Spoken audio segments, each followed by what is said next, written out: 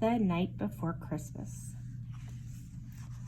'Twas the night before Christmas, when all through the house not a creature was stirring, not even a mouse. The stockings were hung by the chimney with care, in hopes that St. Nicholas soon would be there. The children were nestled all snug in their beds, while visions of sugar plums danced in their heads. And Mom in her kerchief and I in my cap had just settled down for a long winter's nap, when out on the lawn there arose such a clatter. I sprang from my bed to see what was the matter. Away to the window I flew like a flash. I tore open the shutters and I threw up the sash.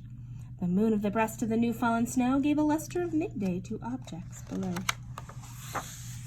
When what to my wondering eyes should appear but a miniature sleigh and a tiny reindeer with a little old driver so lively and quick, I knew in a minute it must be St. Nick.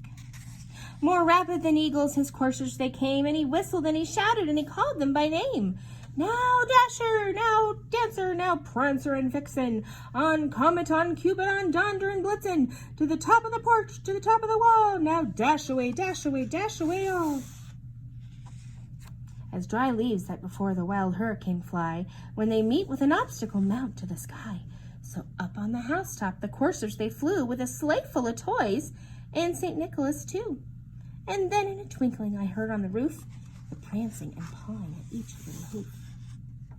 As I drew in my head and was turning around, down the chimney St. Nicholas came with a bound. He was dressed all in fur from his head to his foot, and his clothes were all tarnished with ashes and soot. A bundle of toys he had flung on his back, and he looked like a peddler just opening his pack. His eyes, how they twinkled, his dimples how merry, his cheeks were like roses, and his nose like a cherry. His droll little mouth was drawn up like a bow, and the beard on his chin was as white as the snow. The stump of the pipe he held tight in his teeth, and the smoke had encircled his head like a wreath. He had a broad face and a little round belly that shook when he laughed like a bowl full of jelly. He was chubby and plump, a right jolly old elf, and I laughed when I saw him in spite of myself.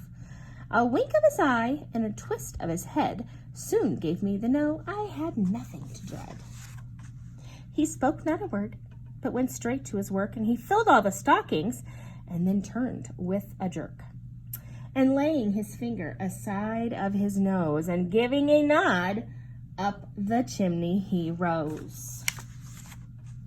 He sprang to his sleigh, to his team gave a whistle, and away they all flew like the down of a thistle.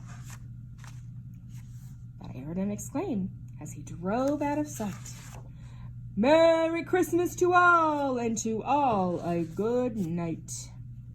The end.